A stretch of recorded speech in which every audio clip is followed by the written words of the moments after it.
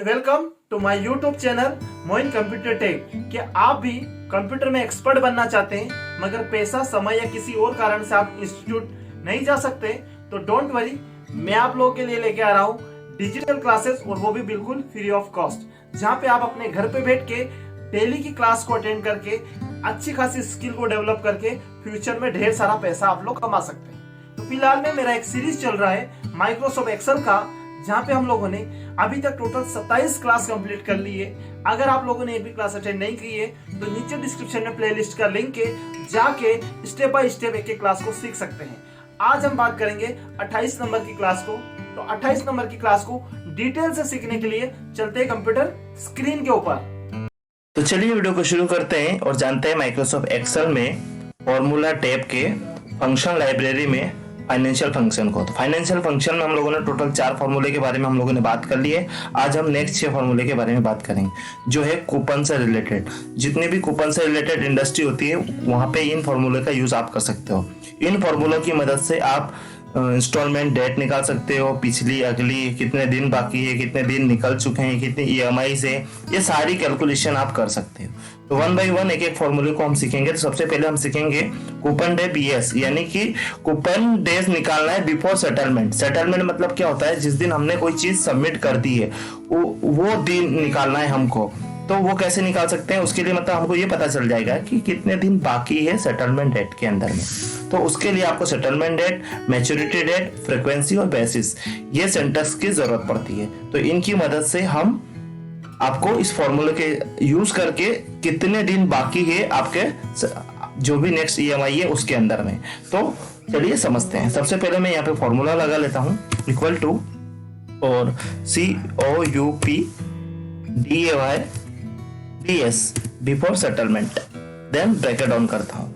अब ये इसका जो सिंटैक्स है, ये पूछ रहा है सेटल आपका सेटलमेंट, तो सेटलमेंट डेट पकड़ लीजिए 1 जनवरी 2022, मैंने लिखा, कॉमा लगाया।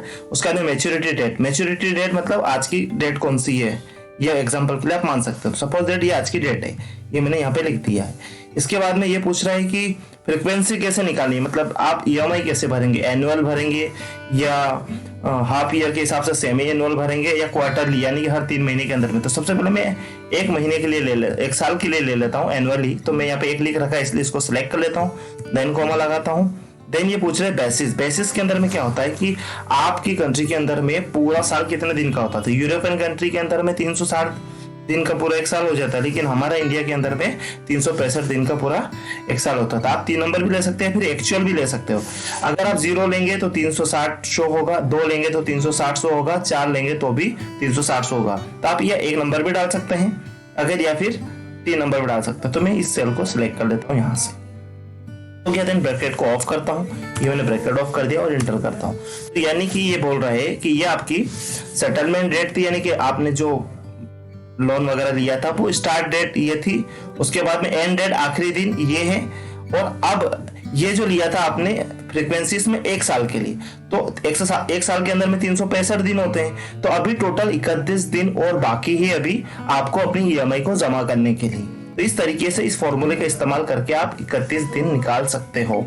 अगर आप फ्रीक्वेंसी चेंज करेंगे, अभी ये ईयरली था, आप अगर हाफ ईयर में लेना चाहते हैं तो भी ले सकते हैं। वापस से फॉर्मूला लगाइए, फॉर्मूला लगाने के बाद COUPDAY BS, ये आपने फॉर्मूला लगाया, ब्रैकेट ऑन किया, आपने स्टार्ट डेट लिखा, आपका सेटलमेंट डेट, कॉमा लगाया, मैच्योरिटी डेट लिखा, कॉमा लगाया। फ्रीक्वेंसी में आप यहाँ पे चेंज कर सकते हो, मैं लिख देता हूँ यहाँ पे 2 जो होता है वो सेमी एनुअल के लिए काम आता है। फिर मैं कॉमा लगाता हूँ, उसके बाद में आपका जो बेसिस है वो बेसिस में मैं यहाँ पे 3 ले लेता हूँ, क्योंकि हमारा कैलकुलेशन जो है वो साल का 365 दिन के हिसाब से होता है। तो ये बोल रहा है कि आपको हाफ ईयरली में भी आपको 31 दिन बाकी है, यानी कि साल में 2 बार आपको ईएमआई भरनी, एक आप भर चुके हैं, दूसरी ईएमआई जो आने वाली है वो अगले 31 दिन के बाद आने वाली है। सेम इसी तरीके से हम क्वार्टरली लेंगे तो उसमें भी 31 दिन आएंगे, यानी कि 3 ईएमआई आप भर चुके हैं, चौथी ईएमआई के अंदर में 31 दिन बाकी है। इस तरीके से अगर आप किसी ईएमआई का लेफ्ट डेज कितने दिन बाकी है वो अगर निकालना चाहते हो तो आप इस फॉर्मूले से बहुत ही खूबसूरती से निकाल सकते हैं। फॉर्मूले की और हम बढ़ते हैं, वो है आपका कूप डेज, जिसके अंदर में आपको टोटल डेज निकालने होंगे आपका सेटलमेंट का। तो सेटलमेंट का डेट निकालने के लिए आपको सेम सिंटेक्स की जरूरत पड़ेगी। तो चलिए फॉर्मूले की तरफ पढ़ते हैं। मैं ले लेता हूं इक्वल टू और फॉर्मूला लगाता हूं COUPDAYS। वहां पे BS था, यहाँ पे S है। ब्रैकेट ऑन किया, सिंटेक्स में सेम चीज मांग रहा है, मैंने सेटलमेंट डेट दिया यहाँ पे, कॉमा लगाया, कॉमा लगाने के बाद मैच्योरिटी डेट मैंने सिलेक्ट किया, देन कॉमा लगाया। उसके बाद में फ्रीक्वेंसी मैं एनुअली ही निकाल लेता हूं पहले, उसके बाद में कॉमा, देन आपका बेसिस। बेसिस 3 इसलिए ले रहे हैं कि हमारा इंडिया के अंदर में 365 दिन का पूरा एक साल होता है। मैं ब्रैकेट ऑफ कर देता हूं, देन एंटर। तो यानी कि टोटल जो है वो दिन बाकी है आपका 365 दिन। ये आपका 365 क्यों दिखाया है? बिकॉज ऑफ यहाँ पे आपने फ्रीक्वेंसी 1 साल लिया था। 1 साल में 365 दिन का ही आपका पूरा ड्यूरेशन होता है। सेम अगर इस तरीके से हम हाफ ईयर में लेते हैं तो इक्वल टू COUPDAYS मैंने लिया, ब्रैकेट ऑन किया, आपका स्टार्ट डेट लिया मैंने, कॉमा लगाया, मैच्योरिटी डेट लिया, देन कॉमा लगाया। फ्रीक्वेंसी में मैं हाफ ईयर कर दिया, यानी कि 2 नंबर चूज कर लिया, सेमी एनुअल निकाल रहे हैं, देन कॉमा 3 हमारा बेसिस है। ब्रैकेट ऑफ किया, एंटर किया। तो यहाँ पे आपको 142.5 यानी कि 182 दिन और आधा दिन आपको चाहिए। इसके बाद में अगर आप इसी तरीके से क्वार्टरली अगर निकालना चाहते हो तो आप यहाँ पे 2 की जगह 4 यूज करेंगे। तो इस तरीके से आप दिन काउंटिंग कर सकते हैं। तो ये भी बहुत अच्छी तरीके से हम लोग क्लियर हुआ। नेक्स्ट के अंदर में हम क्या देखेंगे? नेक्स्ट के अंदर में हम देखेंगे कि यहाँ पे आप निकाल सकते हो आपका कॉप डे CNC का मतलब होता है नंबर ऑफ डेज निकाल लेंगे आप सेटलमेंट के नंबर ऑफ डेज से कितने रिमेनिंग डेज निकल चुके हैं। यानी कि अगर आपको 30 दिन में EMI भरनी है तो एग्जांपल के लिए 27 दिन निकल चुके, 3 दिन बाकी है, तो 3 दिन बाकी जो है वो हम इस फर्स्ट वाले फॉर्मूले से निकालेंगे। लेकिन जो दिन निकल चुके हैं रिमेनिंग डेज जो है उनको अगर आपको निकालना है तो आपको इस फॉर्मूले का इस्तेमाल करना पड़ेगा। तो आइए प्रैक्टिकल करके देखते हैं। इक्वल टू COUPDAYS, यहाँ पे आ गया नंबर ऑफ कूपन्स, यानी कि इंस्टॉलमेंट को भी ये शो करता है। ब्रैकेट ऑन करता हूं, सेटलमेंट डेट लेता हूं, कॉमा लगाता हूं, मैच्योरिटी डेट लेता हूं, देन कॉमा लगाता हूं, फ्रीक्वेंसी में 1 साल की ही ले लेता हूं, देन आपका बेसिस में भी मैं 1 साल लिख देता हूं। ब्रैकेट को ऑफ करता हूं, देन एंटर। तो आपका मतलब अभी टोटल इस डेट के अंदर में यानी कि 1 जनवरी 2022 से लगाकर 1 दिसंबर 2022 तक टोटल 334 दिन हो चुके हैं। जब 1 जनवरी 2023 आएगी तो 365 दिन हो जाएंगे। तो जितने रिमेनिंग डेज निकल चुके हैं वो है आपका 334। इसी तरीके से आप हाफ ईयरली का भी निकाल सकते हैं और क्वार्टरली का भी निकाल सकते हैं। बस आपको फ्रीक्वेंसी की जगह नंबर चेंज करना है। अगर आपको हाफ ईयरली निकालना है तो 2 नंबर टाइप करना है और क्वार्टरली निकालना है तो 4 नंबर टाइप करना है। तो आप रिमेनिंग डेज भी यहाँ से निकाल सकते हो। नेक्स्ट चीज को हम समझने का कोशिश करते हैं। यहाँ पे आप जो है वो कूपन NCD निकाल पाएंगे। NCD मतलब नेक्स्ट कूपन डेट, अगली EMI कब आ रही, कौन सी डेट को आपका आएगा, और नेक्स्ट इंस्टॉलमेंट डेट आप यहाँ से निकाल सकते हो। तो उसके लिए भी सिंटैक्स सेम रहेगा, फॉर्मूला यूज करते हैं इक्वल टू COUPN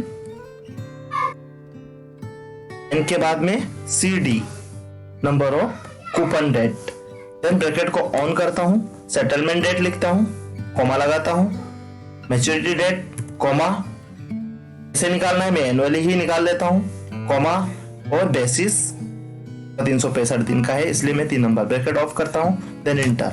तो आप देखेंगे यहाँ पे नंबर फॉर्मेट में है। इसका फॉर्मेट हम लोग चेंज कर लेते हैं। इसको सिलेक्ट करते हैं, सिलेक्ट करने के बाद होम में जाके आप जनरल को आप चेंज कर दीजिए डेट के अंदर में। ये हमने डेट फॉर्मेट में चेंज कर दिया। तो यानी कि आपका जो EMI का दिन आ रहा है एज पर सेटलमेंट डेट वो आएगा आपका 1 साल के हिसाब से आपका 1 दिसंबर 2022 को, यानी कि पूरे 365 दिन। क्यों? क्योंकि हमने फ्रीक्वेंसी 1 साल लिया है। अगर आप इसको हाफ ईयर में करके देखेंगे तो आपको 6 महीने का डेट दिखाई देगा, यानी कि इसके बीच का डेट दिखाई देगा। क्वार्टरली देंगे तो आप क्वार्टरली के हिसाब से डेट दिखाई देगा। तो आप फ्रीक्वेंसी का वैल्यू चेंज करके आप निकाल सकते हो नेक्स्ट इंस्टॉलमेंट डेट कब है आपकी। तो इस तरीके से आप नेक्स्ट इंस्टॉलमेंट डेट निकाल सकते हो। अगले फॉर्मूले की तरफ बढ़ते हैं। यहाँ पे आप निकाल पाएंगे नंबर ऑफ इंस्टॉलमेंट, कितनी इंस्टॉलमेंट आएगी, यानी कि इस ड्यूरेशन के अंदर में कितनी इंस्टॉलमेंट आपको देनी होगी। तो इसको निकालने के लिए आपको इस फॉर्मूले का इस्तेमाल करना होगा। प्रैक्टिकल करके देखते हैं। Equal to COUP NUM, number of installment निकालने के लिए आपको ये फॉर्मूला यूज करना पड़ेगा। देन मैं ब्रैकेट को ऑन करता हूं। यह पूछ रहा है आपका सेटलमेंट डेट, तो मैं लिख लेता हूं ये वाला, देन कोमा लगाता हूं, मैच्योरिटी डेट, देन कोमा। कैसे निकालना चाहता हूं मैं, फ्रीक्वेंसी में 1 लिख लेता हूं, तो यानी कि 1 साल के अंदर में कितनी EMI आएगी। फ्रीक्वेंसी 1 यानी कि 1 साल, तो 1 ही EMI आएगी। अगर मैं फ्रीक्वेंसी में 2 टाइप करता हूं तो साल में 2 EMI आएगी। फ्रीक्वेंसी में अगर मैं 4 टाइप करता हूं तो 4 EMI आएगी, क्योंकि हमको वहां पे 4 टाइप करने के बाद आपको क्वार्टरली EMI शो करेगा। और ये जो ईयर आपको दिख रहा है, एक ही ईयर का डिफरेंस है। अगर आपको 5 ईयर का डिफरेंस होगा तो आपको 5 दिखाई देगा, और अगर आप हाफ ईयर में लेंगे तो 10 दिखाई देगा, और अगर आप क्वार्टरली दिखाई देंगे तो आपको 5 को 20 EMI दिखाई देगा। तो चलिए देखते हैं। फ्रीक्वेंसी में 1 ही ले लेते हैं, देन टाइप में मैं 3 टाइप कर लेता हूँ। ब्रैकेट ऑफ करता हूँ। ये आपका एक आंसर आ गया। एक इसलिए आया कि इस टाइम के अंदर में टोटल कितनी EMI आने वाली है, और फ्रीक्वेंसी हमने 1 साल लिया इसलिए यहाँ पे 1 साल। अगर फ्रीक्वेंसी 2 होती है तो 2 EMI आती, क्योंकि हर 6 महीने में 1 EMI आती। तो आपकी टोटल इंस्टॉलमेंट कितनी आएगी, अगर आपको ये निकालना है तो आप इस फॉर्मूले की मदद से निकाल सकते हो। इसके बाद में इसके अंदर में प्रीवियस इंस्टॉलमेंट डेट, यानी कि पुरानी जो इंस्टॉलमेंट डेट है, यानी कि आपकी जो सेटलमेंट डेट है, जिस दिन आपने सेटलमेंट किया उससे पहले भी आपने EMI अगर पे करी है तो वो कौन से डेट में करी है, अगर आपको निकालना है तो आप निकाल सकते हो। तो उसके लिए मैं यहाँ पे पहले तो फ्रीक्वेंसी चेंज कर लेता हूँ। मैं वहां क्वार्टरली दिया है, मैं ईयरली ले लेता हूँ। लगा था इक्वल टू COUP, उसके अंदर में PCD, यानी कि इसका मतलब होता है प्री इंसेंटिव डेट निकाल लीजिए या प्री कूपन डेट निकाल लीजिए, दोनों बोल सकते हैं आप लोग। ब्रैकेट ऑन करता हूँ। Settlement date, comma, maturity date, comma, frequency, जो चाहे आप ले लीजिए। मैं एक एग्जांपल दे रहा हूं आपको। उसके बाद में आपको टाइम के हिसाब से, यानी कि 365 दिन या 7 दिन है, उस 360 दिन है, उसके बेसिस पे आपको बेसिस लेना है। तो मैं 365 दिन के हिसाब से 3 नंबर का बेसिस लेके ब्रैकेट ऑफ करके एंटर करता हूँ। तो यहाँ पे भी नंबर वैल्यू आई है, इसको मैं डेट में कन्वर्ट कर लेता हूँ। डेट में कन्वर्ट करने के लिए आप डेट पे क्लिक कर दीजिए। तो ये 1 जनवरी 2022 का हिसाब से यहाँ पे जो डेट आया है वो आया है 1 दिसंबर 2021, यानी कि आपको प्रीवियस इंस्टॉलमेंट डेट जो थी वो आपकी थी 12, यानी कि 1 दिसंबर 2012। आगे जो दिखाई दे रहा है ये आपका महीना है। एक्सेल के अंदर में आपको डेट फॉर्मेट में मंथ आगे आता है, डे बीच में आता है, देन आपका ईयर आता है। तो ये था आपका प्रीवियस इंस्टॉलमेंट डेट। अगर आपको निकालना है तो निकाल सकते हो। बहुत ही आसान तरीके से हमने एक एक चीज को समझने का कोशिश किया, ज्यादा कंफ्यूजन ना हो इसलिए हमने इसको सिंपल वे में समझने की कोशिश करी। तो उम्मीद है वीडियो अच्छी लगी होगी। वीडियो अगर अच्छी लगी तो प्लीज वीडियो को लाइक करिए, शेयर करिए, कमेंट करिए। अभी तक चैनल सब्सक्राइब नहीं किया है प्लीज चैनल को सब्सक्राइब कर दीजिए और बेल आइकन प्रेस कर दीजिए, ताकि जब भी अगली वीडियो अपलोड हो उसका नोटिफिकेशन आप लोग को मिल जाए। तो लेते हैं आप लोगों से विदा, मिलते हैं किसी अगले वीडियो के अंदर में। Wish you all the best, thank you and take care.